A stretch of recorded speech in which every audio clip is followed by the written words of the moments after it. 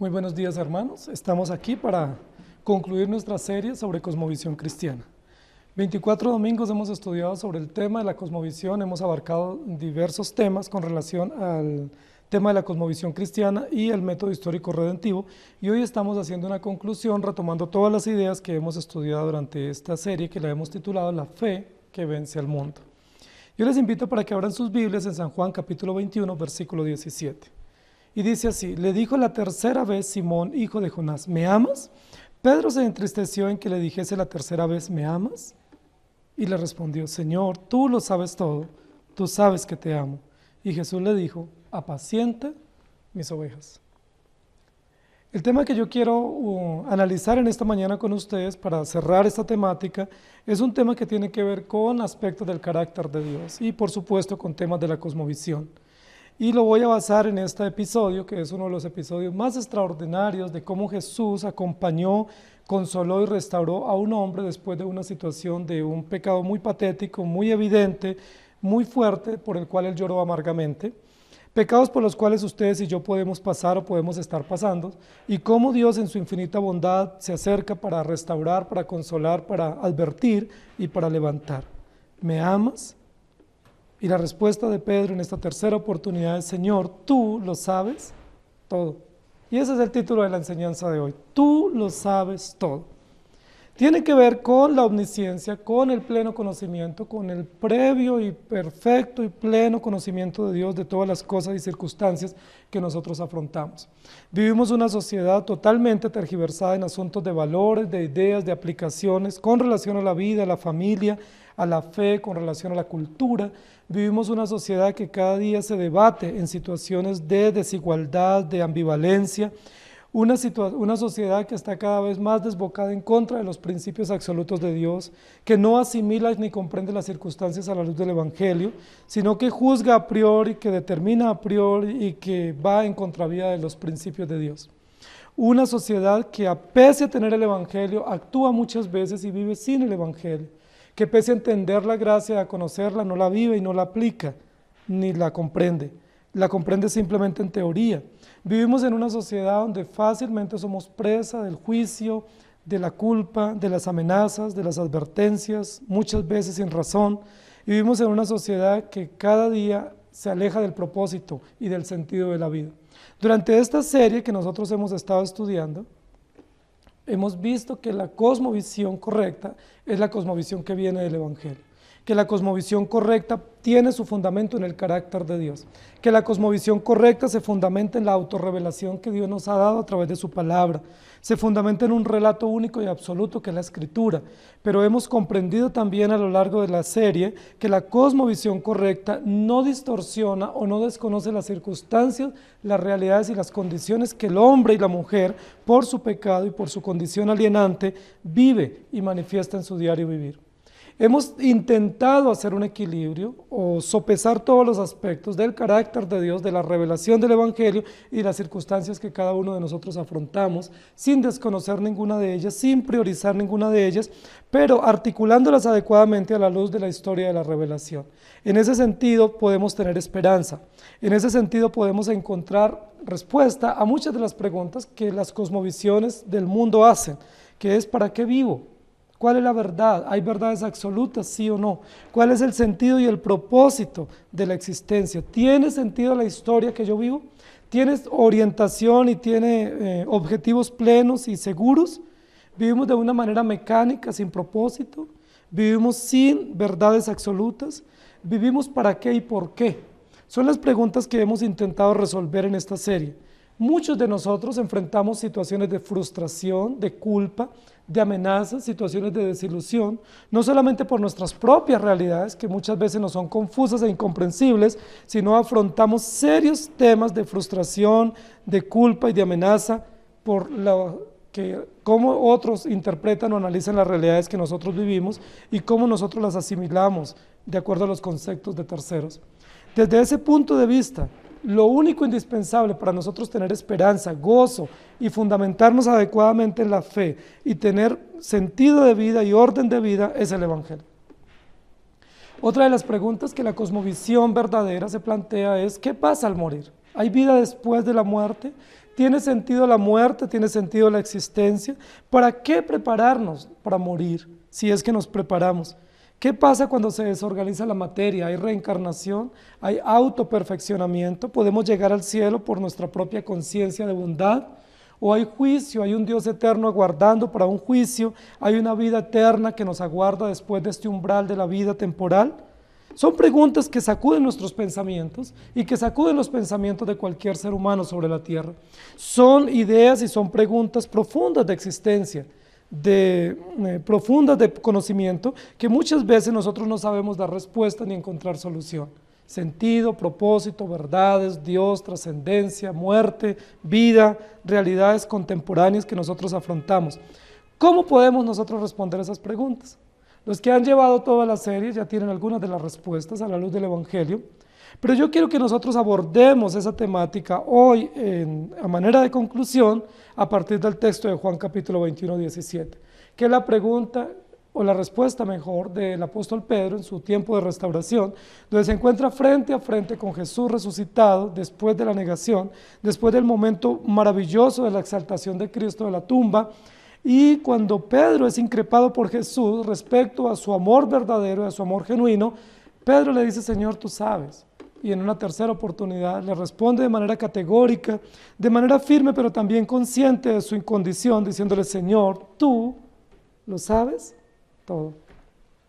Es una respuesta supremamente maravillosa, es una respuesta supremamente profunda de alguien que está en un proceso de restauración, es una respuesta supremamente diciente que nos pone en la perspectiva del carácter de Dios. Primero, Señor, tú eres, tú existes, tú eres real, tú eres el Señor de mi vida, tú eres dueño absoluto, creador y sustentador de todas las cosas, pero no solo eres Señor, sino que eres Señor con pleno conocimiento. Señor soberano, Señor que tiene omnisciencia, que tiene previo conocimiento de todas las cosas, que su plenitud lo alcanza, lo discierne, lo determina, lo escudriña todo. Señor, tú lo sabes todo. Ahora, la pregunta que se le estaba haciendo a Pedro tenía que ver con un asunto profundo del corazón de Pedro. Era como una pregunta que solo Pedro podía responder. Señor, Pedro, ¿tú me amas? Es la pregunta que tiene que ver con los afectos. La pregunta que tiene que ver con el amor, con la compasión, con la misericordia de parte de Pedro para su Señor. Pedro, ¿tú me amas? ¿Me amas más que estos? Pedro hubiera podido responder sencillamente, Señor, sí te amo, o no te amo, o no estoy seguro, o déjame pensarlo, o puedo darte la respuesta la otra semana. Pero Pedro no responde de esa manera, porque Pedro no basa su respuesta sobre la base de su propio conocimiento, sobre la base de sus propios sentimientos o convicciones, cosa que hubiera podido hacer. Si yo le pregunto a alguien, ¿usted me ama? Pues la respuesta de esa persona se va a basar en las circunstancias, en sus sentimientos, en el momento que él tiene, en sus motivos, y va a poder decir, sí, yo te amo, o no estoy convencido, o déjame, yo te doy una respuesta después. La respuesta de Pedro está en la perspectiva del carácter de Dios. Señor, tú lo sabes todo. Ahora, ¿Pedro no lo sabía? Por supuesto que Pedro lo sabía, porque eran los sentimientos de Pedro, los motivos de Pedro, la realidad de Pedro, la convicción que Dios ha dado en el corazón. Sin embargo, Pedro viene de un proceso de negación. Y después de esa negación, Pedro es mucho más consciente por el Espíritu Santo de la condición de él, de su incapacidad, de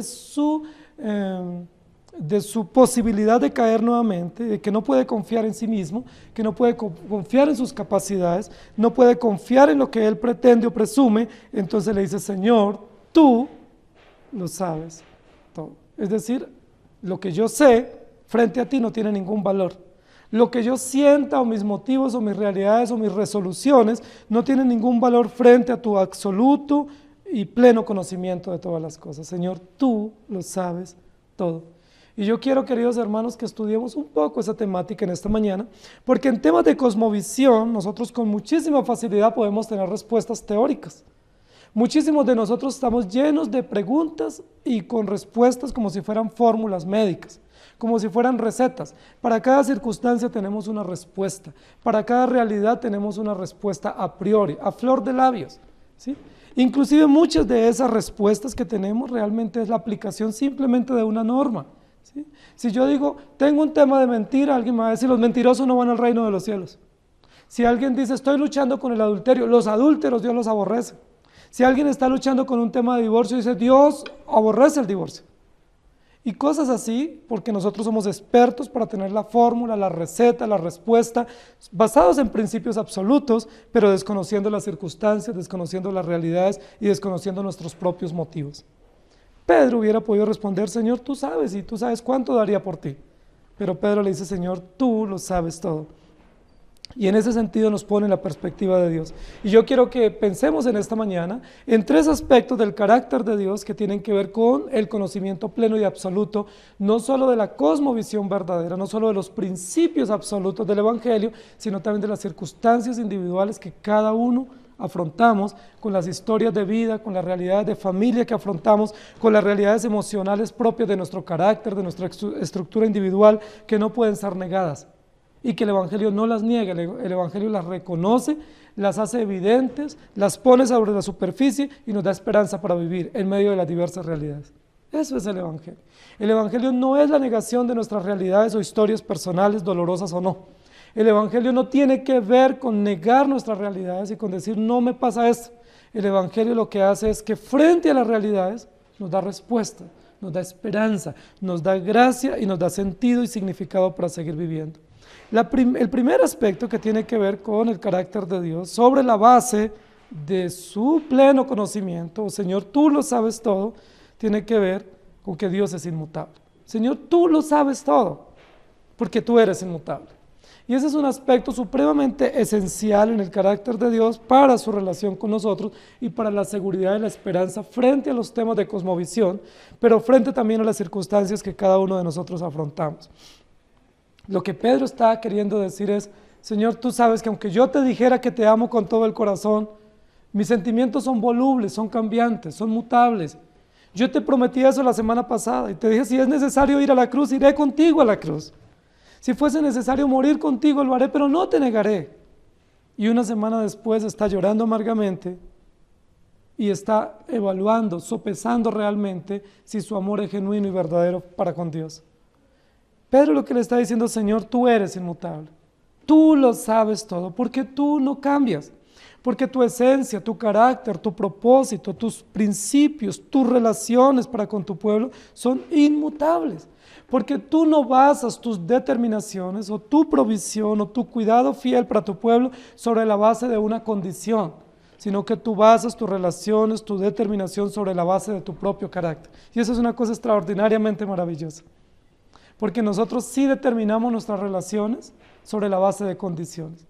Nosotros sí cualquier relación de familia, de amistad, de iglesia, de trabajo, la fundamentamos sobre la base de condiciones. Yo voy hasta cierto lugar siempre y cuando se cumplan estas condiciones. En el momento en que esas condiciones no se den, no estoy dispuesto a ceder, no estoy dispuesto a dar un paso más. Y somos así absolutamente todos en todas las áreas de nuestra vida. Nosotros nos juramos fidelidad, pero en un momento dado, por circunstancias que llegan a la vida nuestra, nosotros decimos no estoy en condiciones de cumplir ese propósito que hice. Y todos lo hacemos con relación a la familia, lo hacemos con relación a nuestra fidelidad en la iglesia, lo hacemos con relación a la fidelidad de nuestras amistades, lo hacemos con relación a nuestras familias extensas, pero también en todas las áreas de nuestra vida. ¿Por qué? Porque nosotros somos mutables. Porque nuestros motivos cambian, porque nosotros somos seres que vamos modificando nuestros puntos de vista y nuestras comprensiones de la vida. No así nuestro Dios. Por eso dice la Biblia, maldito el hombre que confía en el hombre. ¿Sobre qué se basa la maldición de confiar en el hombre? Porque ninguno de nosotros somos confiables.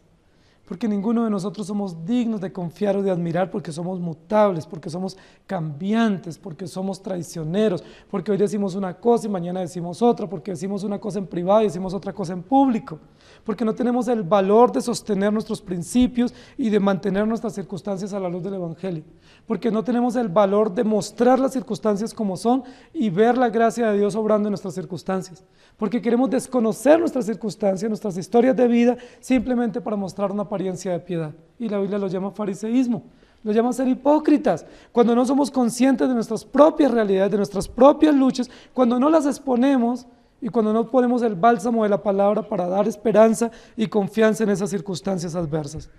Tú lo sabes todo, porque tú eres inmutable, porque tú sabes realmente todas las cosas que nosotros podemos pasar y las implicaciones, porque solo nuestro Dios perfecto y absoluto puede entendernos en todas nuestras tribulaciones, puede sostenernos en todas nuestras aflicciones y puede sobrellevar todos nuestros dolores y sobrellevarlos con alegría y darnos esperanza aún hasta la vejez. Porque absolutamente nadie podrá sobrellevarnos en esas diversas situaciones cambiantes. Y en ese sentido, el profeta Isaías habla y el profeta Jeremías de los dioses falsos, porque dice que todos los dioses falsos, es decir, las cosmovisiones falsas, bien sea con tinte religioso o propias de la ideología humana, pero que se basan en ídolos de conocimiento o ídolos de la ideología humana, son falsos, porque no pueden perseverar. Por eso toda ideología del mundo es pasajera. Son cambiantes, no pueden sostener, no pueden perseverar, no pueden perdurar, pero tenemos un Dios inmutable que nos da principios eternos, pero que aplica esos principios con gracia en las diversas circunstancias que nosotros afrontamos. El Señor es inmutable porque la Biblia dice, y lo dicen los Salmos, Él sostiene a los justos, contrario a todas las demás cosmovisiones, contrario a los ídolos paganos y contrario a todos nosotros los seres humanos que no podemos sostener a nadie, ni podemos ni siquiera nosotros sostenernos en pie. Él sostiene a su pueblo. El Salmo 102, versículos 25 al 28 dice, desde el principio tú fundaste la tierra y los cielos son obra de tus manos. Ellos perecerán, mas tú permanecerás, y todos ellos como una vestidura se envejecerán, como un vestido los mudarás y serán mudados, pero tú eres el mismo y tus años no se acabarán. Los hijos de tus siervos habitarán seguros y su descendencia será establecida delante de ti. El Señor permanece y persevera igual. Y luego en 2 Corintios capítulo 10 versículo 5 dice, derribando argumentos y toda altivez que se levanta contra el conocimiento de Dios y llevando cautivo todo pensamiento a la obediencia a Cristo. Una de las tareas que Dios hace o que su Espíritu hace por la palabra en la vida del creyente es derribando toda altivez o todo argumento, toda filosofía humana que tiene que ver con la familia, con la vida, con la iglesia, con la sociedad, con la existencia misma. Nosotros estamos llenos de ideologías, de argumentos, que son barreras que no nos permiten ver la gracia de Dios. Muchos de nosotros nos escandalizamos terriblemente por lo que consideramos faltas en otros, pero no nos escandalizamos por lo que son nuestras propias faltas.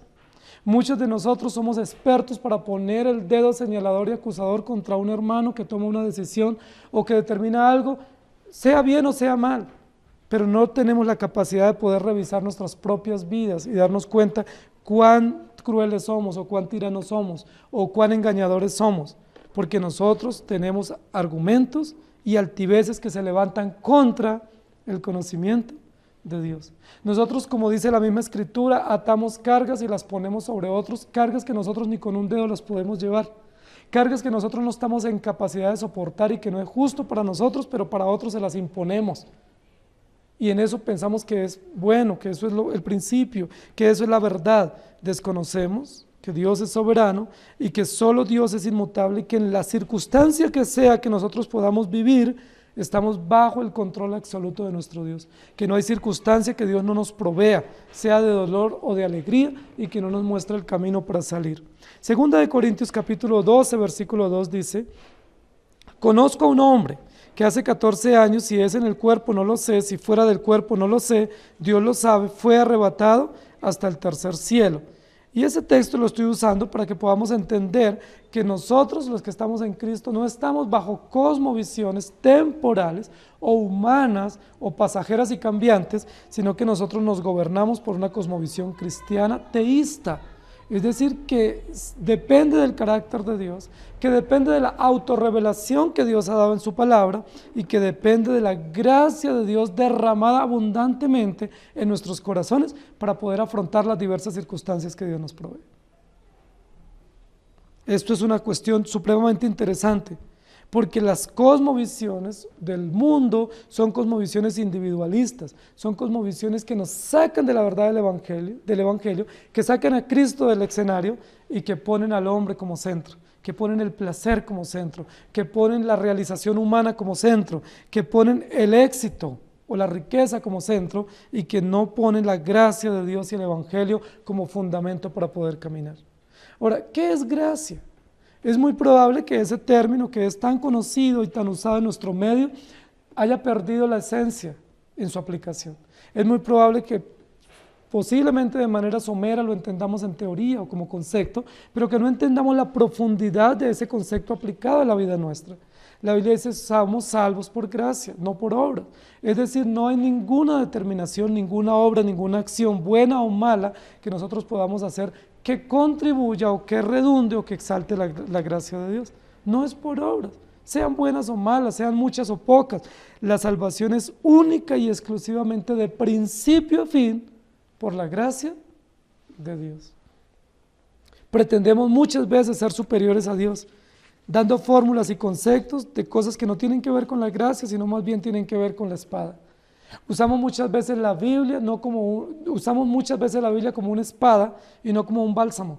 Usamos la Escritura en situaciones de dolor y de aflicción como una espada para lastimar, para herir y para destruir, y no como un bálsamo, no como el aceite fresco del Espíritu de Dios para levantar, para sanar, para restaurar. Son tantas las cosmovisiones del mundo, muchas de ellas centradas en el placer y el bienestar, que no le dan sentido a la vida y que están ajenas a la inmutabilidad de Dios, a la perfección y a la plenitud de su conocimiento. Tú lo sabes todo, porque tú eres inmutable. Qué bueno que usted y yo pudiésemos descansar en esa verdad absoluta del carácter de nuestro Dios. Todos nosotros cambiantes, todos nosotros decimos hoy una cosa y mañana decimos otra. Todos nosotros hoy decimos hoy estoy contigo y mañana estoy contra ti. Todos nosotros muchas veces pareciera que tenemos una daga en nuestra cintura para atacar en el momento oportuno y destruir a aquellos que necesitan ayuda y consuelo. Pero no obstante, frente a esa realidad cruel y tirana de nuestro corazón, Dios es inmutable. Y Dios lo sabe todo y conoce nuestro corazón, pero conoce su plan perfecto. Y pese a nuestro corazón engañoso y torcido, Él tiene planes con nosotros y cumple su propósito y su misericordia. En segundo lugar, tú lo sabes todo porque tú eres incomparable. Básicamente la respuesta del apóstol Pedro en este momento de confrontación con Jesús es un momento para ver no solamente la inmutabilidad de Dios como Señor, sino para ver lo incomparable que Él es como Dios y como Señor y Salvador resucitado. Pedro probablemente no sopesó lo que significaban sus palabras, ni mucho menos el llamado, la exhortación y la advertencia previa de Jesús con relación a la negación. Pedro probablemente tomó a la ligera las palabras de lo que implicaba esa determinación de Jesús de ir a la cruz, como un acto de necesidad también para nuestra expiación y para cumplir el propósito de Dios. Pedro no sopesó en su corazón lo que significaba la lealtad hasta el final. Pedro no sopesó lo que significaba estar contigo hasta el final, pase lo que pase. Pedro muy rápidamente le dice, Señor, si me fuese necesario ir a la cruz, lo haré. Si tengo que morir contigo, moriré, pero no te negaré. Cuán fácilmente decimos cosas como estas. Cuán fácilmente decimos, cuenta conmigo hasta el final para las que sea, no importa las que sean. Cuenta conmigo, estaré y te cuidaré hasta el final. Cuán fácilmente nosotros levantamos este tipo de compromisos sin sopesar, sin dimensionar lo que eso significa tanto de nuestras palabras y de nuestros motivos como de las circunstancias que la persona a quien le estamos diciendo va a tener que afrontar.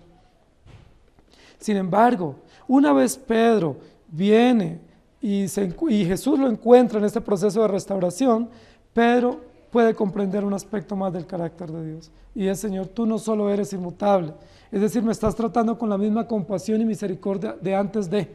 ¿Sí? No vienes para reprocharme, para censurarme, no vienes para cuestionarme, no vienes para exponerme en público y para juzgarme, no vienes para llenarme de culpa y manipularme, vienes para decirme, Pedro, ¿me amas? ¿Me amas al punto de estar conmigo? Y Pedro le dice, Señor, tú lo sabes todo.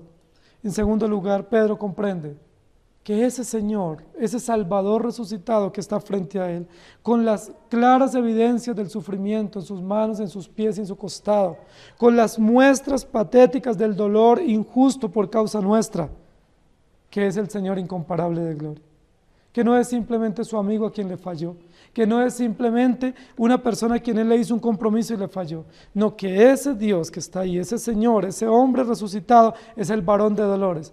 Dios incomparable, Señor incomparable, tú lo sabes todo. ¿Cómo me atrevo yo a jurarte nuevamente fidelidad, asegurarte que iré contigo hasta el final si yo no estoy seguro de mí mismo? Si te fallo y te fallaré y cambio todos los días de opinión, pero tú eres incomparable. Y esa es una verdad extraordinaria. Pedro, cuando ve a Jesús resucitado, cuando presencia el milagro de la resurrección y por supuesto el cumplimiento de todas las profecías del Antiguo Testamento, el cumplimiento milimétrico de todas las palabras que Jesús les advirtió estando vivo con ellos antes de la muerte, Pedro lo que reconoce es: Señor, tú eres incomparable. No hay nadie como tú. No hay nadie semejante, similar o parecido a ti. No hay nadie que pueda declarar la verdad y se cumpla.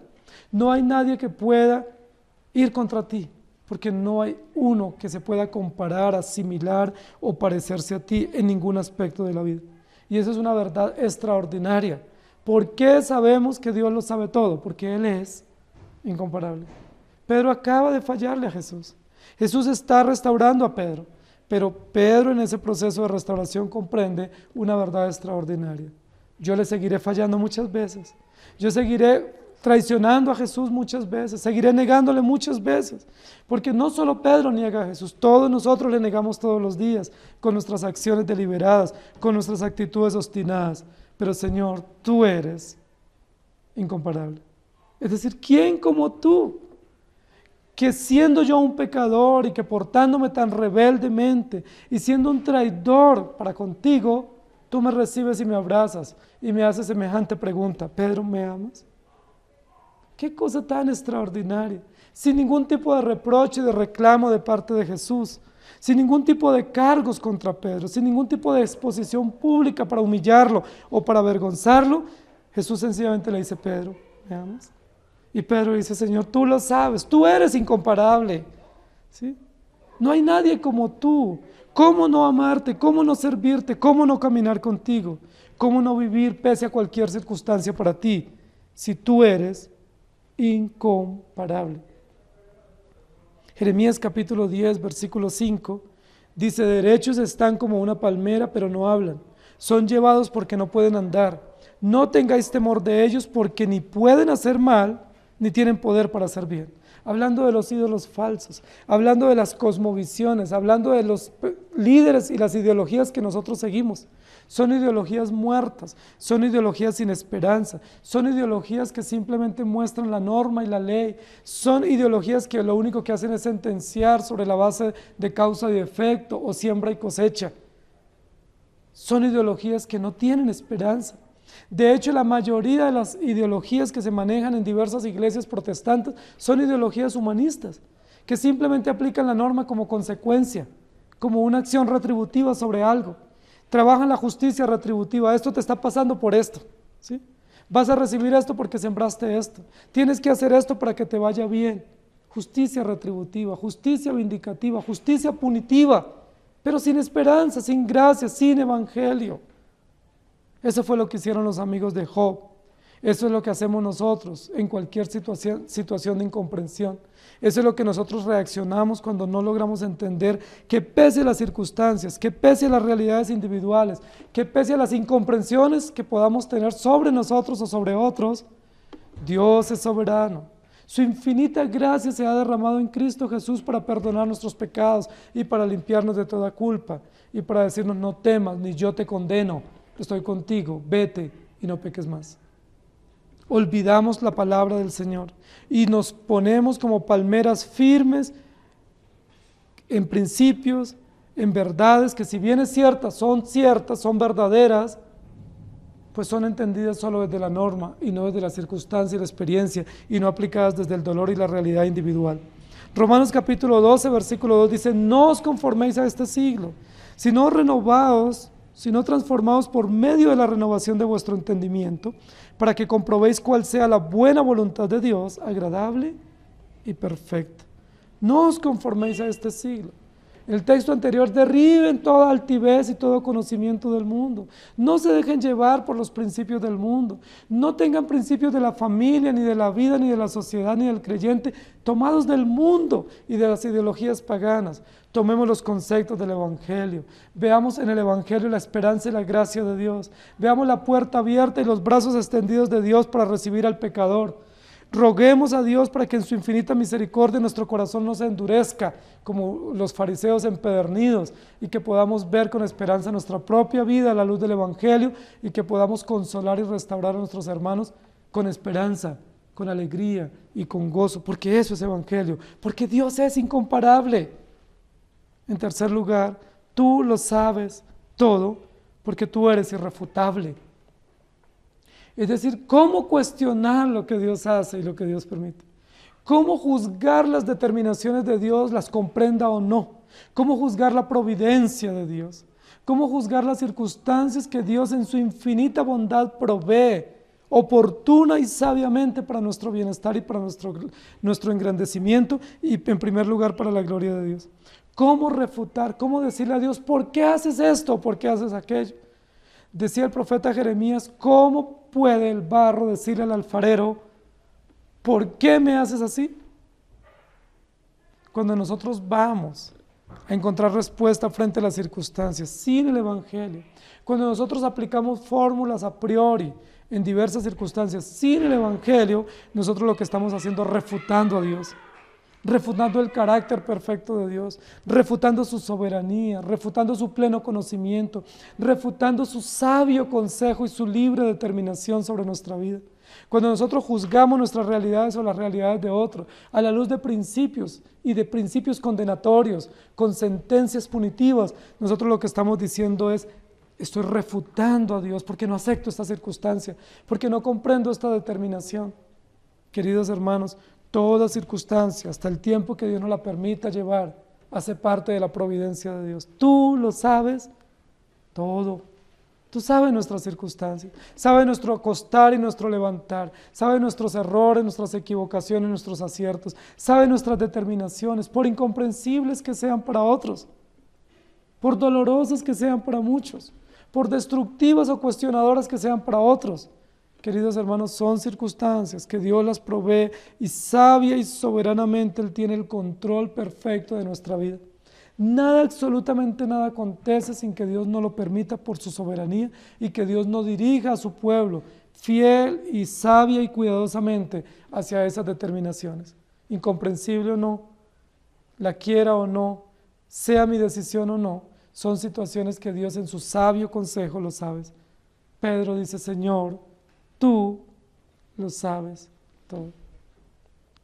¿Sabe Dios cuál es la historia de su vida?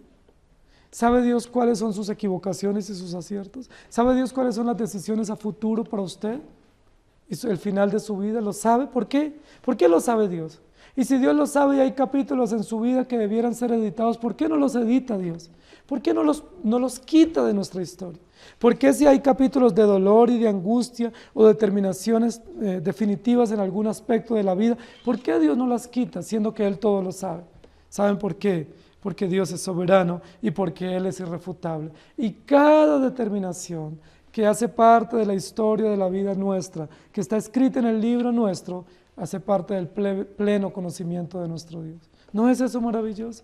Nosotros juzgamos a otros por decisiones, nosotros mismos nos juzgamos por nuestras propias decisiones, nosotros culpamos a otros por las circunstancias, nos culpamos a nosotros mismos por ellas, olvidando que Dios es soberano, olvidando que Dios es providente, olvidando que Dios es fiel en cualquier circunstancia para dar esperanza, para levantar, para confortar y para aún desbaratar un vaso y volverlo a formar conforme a su infinito propósito y para su utilidad. Señor, tú lo sabes todo. ¿Por qué? Porque eres inmutable. Señor, tú lo sabes todo porque eres incomparable, Dios resucitado. Pero también lo sabes todo porque tú eres irrefutable. Es decir, no puedo cuestionar las determinaciones de Dios.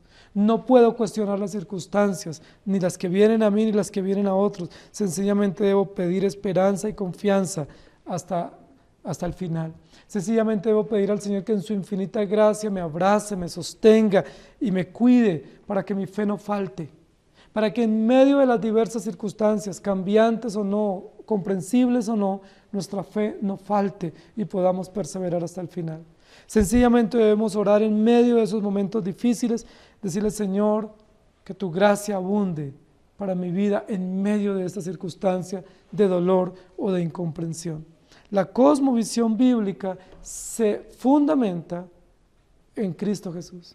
La cosmovisión verdadera se centra en el carácter de Cristo, en su vida, en su muerte, en su resurrección, en su ascensión y en su venida por su iglesia.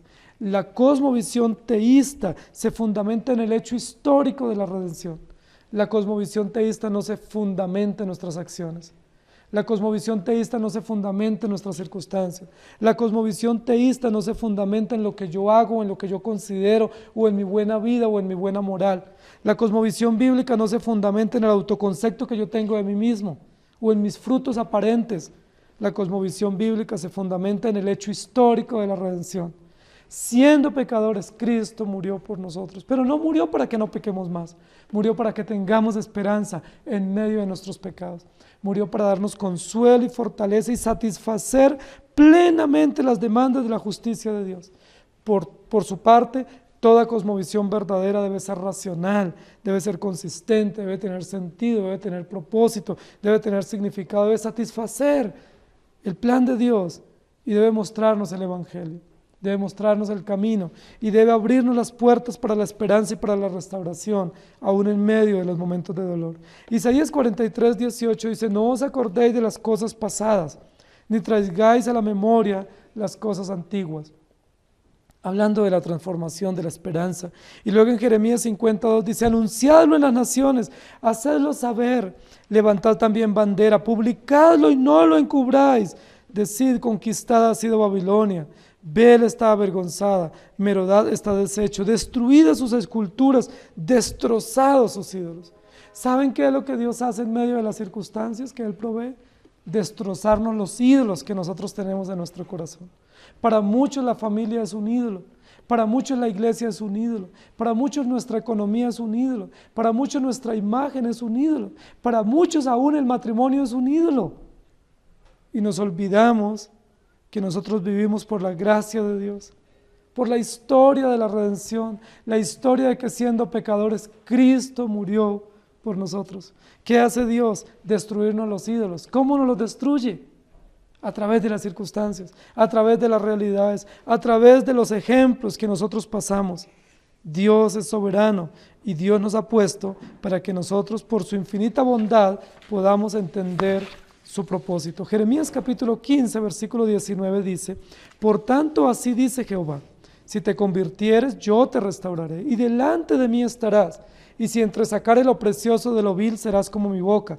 Conviértanse ellos a ti, y tú no te conviertas a ellos. Y luego en Deuteronomio 28, 13 dice: te pondrá Jehová por cabeza y no por cola, y estarás encima solamente y no estarás debajo, si obedecieres los mandamientos de Jehová tu Dios que yo te ordeno hoy, para que los guardes y cumplas. Y luego en San Juan capítulo 17, versículos 15 al 18, Jesús mismo, orando por sus discípulos, dice: no ruego que los quites del mundo, sino que los guardes del mal. No son del mundo, como tampoco yo soy del mundo. Santifícalos en tu verdad, tu palabra es verdad. Como tú me enviaste al mundo, así yo los he enviado al mundo. Saben, queridos hermanos, es tan difícil tener una cosmovisión centrada en la Escritura. Es tan difícil tener una cosmovisión centrada en el Evangelio. Es tan difícil tener una cosmovisión centrada en el carácter justo, misericordioso de nuestro Dios. Pero ¿saben qué es fácil? Es fácil tener una cosmovisión punitiva. Es fácil tener una cosmovisión de sentencia. Es fácil tener una cosmovisión de causa y efecto, de siembra y cosecha. Es fácil tener una cosmovisión condenatoria, de censura, de culpa, de manipulación. Es tan sencillo. ¿Saben quiénes son el modelo bíblico de esa cosmovisión? Los fariseos. Los fariseos estaban prestos para señalar a quienes no hacían lo que ellos pretendían que era correcto. Pero Jesús los expone y les dice: son hipócritas, ciegos, guías de ciegos. Son hombres que se muestran afables, pero su corazón está destruido. ¿Saben? Nosotros hemos procurado que en la infinita gracia de Dios recordemos todos los días lo malo y lo perversos que somos, a pesar de ser cristianos.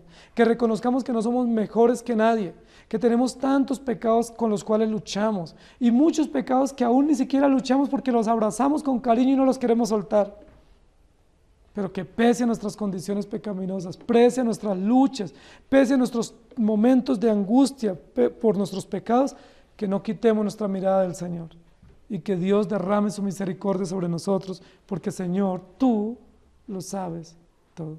Aún nuestros errores, aún nuestras caídas, aún nuestras miserias, aún nuestros golpes y nuestras consecuencias, Dios las sabe y Dios las propone y las permite para que tengamos esperanza y para que nuestros ídolos se nos caigan.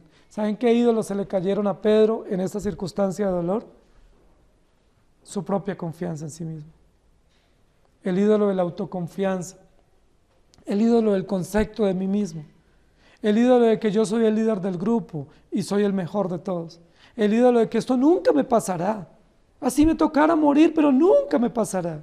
Todos esos ídolos se le cayeron a Pedro y ahora Pedro sencillamente levanta tímidamente su mirada hacia el Señor y con un poco de angustia y de temor le dice: Señor, tú lo sabes todo. ¿Cómo te podré refutar lo que tú sabes? Y Jesús dice: no los quites del mundo, no les quites las circunstancias, sencillamente guárdalos del mal. Queridos hermanos, el relato que nosotros tenemos de la cosmovisión bíblica es una historia maravillosa que nos habla de Dios que amó a un mundo pecador y que aún, pese a su pecado, entregó la vida de su Hijo Jesucristo para salvarlo por gracia. El relato es la historia de Dios que tomó la iniciativa de dar su vida, de mostrar su gozo y su deleite y decidió autorrevelarse sin importar la condición suya y la mía. La cosmovisión verdadera nos habla de la historia de la iniciativa de Dios, de buscar a gente ingrata, gente desobediente, gente necia, gente autodestructiva como usted y yo. La cosmovisión verdadera nos muestra la historia de Dios interrumpiendo el camino de traidores depravados, interrumpiendo el camino de gente necia para revelarle su promesa y relacionarse con ellos. La historia de la redención nos muestra a un Dios dando segundas, terceras, cuartas y enésimas oportunidades a un pueblo rebelde y duro.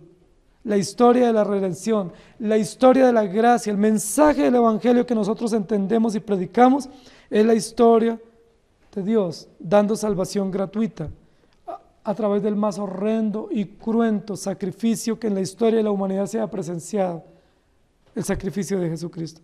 Es la historia de la justicia que se revela por la fe y para fe. Es la historia del amor más grande, nunca jamás contada y mostrada a través de Jesucristo para declarar justos a pecadores que siguen pecando y que siguen aborreciéndole. Es la historia de un Dios justo que, siendo nosotros pecadores, nos presenta ante Dios Padre sin mancha y sin arruga. Es la historia del poder de Dios que resucitó de los muertos a Jesucristo el tercer día, que venció la muerte, derrotó a Satanás y que nos regaló como bendición su precioso Espíritu Santo. Es la historia de un mundo en sus manos, restaurado, sanado, recreado con gozo en el cual Él se deleita eternamente. Es la historia de pecadores que tenemos que guardar silencio ante Él y solamente disfrutar y deleitarnos en su propósito. Es la historia de un Dios que está allí, que nunca calla, que nunca abandona, que está siempre hasta el final.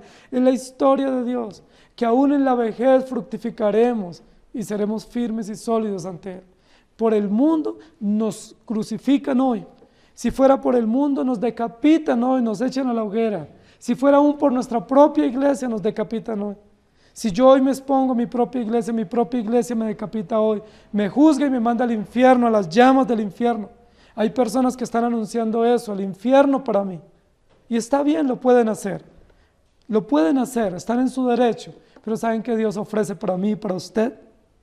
Esperanza y bienaventuranza.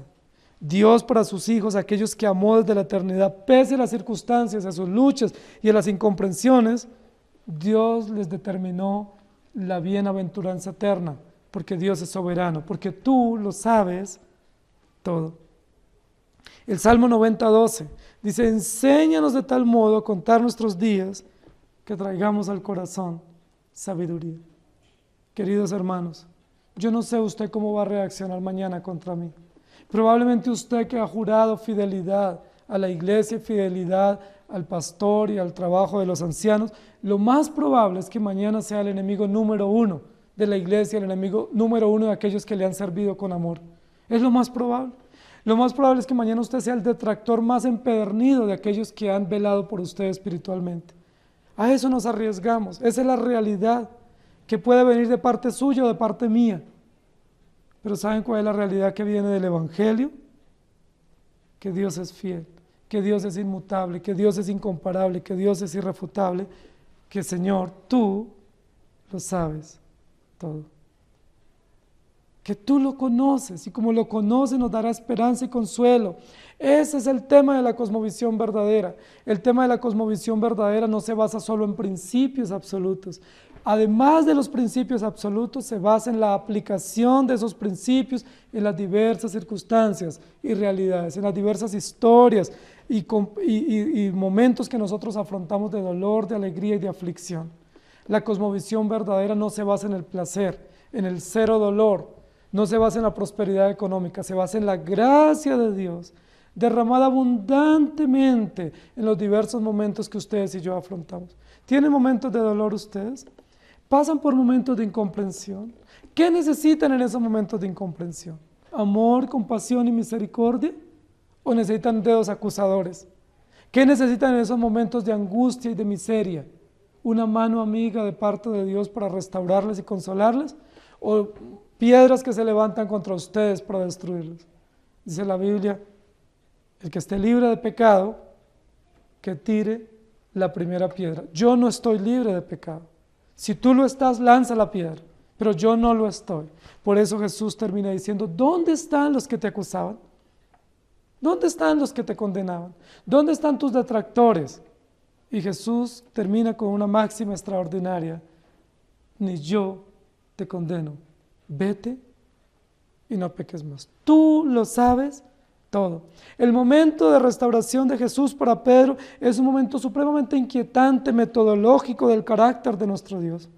Teniendo todos los argumentos y toda la bitácora de hechos de Pedro contra Jesús, todos los episodios registrados, todos los datos y toda la información precisa. Hoy hablaríamos de WhatsApp, de hechos del Face, de datos de un chat. Jesús no los expone para Pedro. Sencillamente mirándolo a los ojos le dice: Pedro, ¿me amas?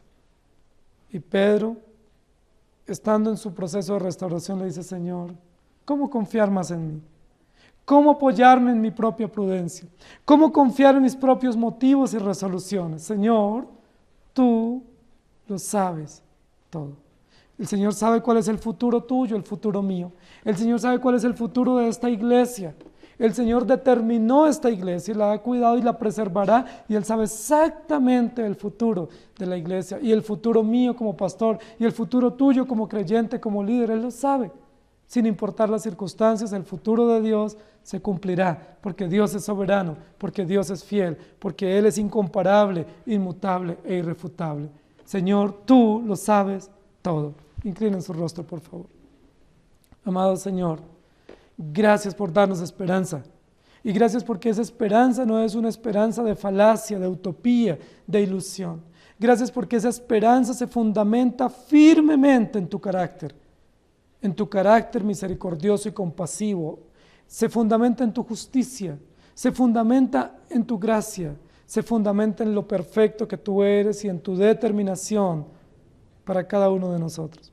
Gracias porque aquellos por los cuales tú moriste en la cruz, indefectiblemente serán preservados, sin importar las circunstancias.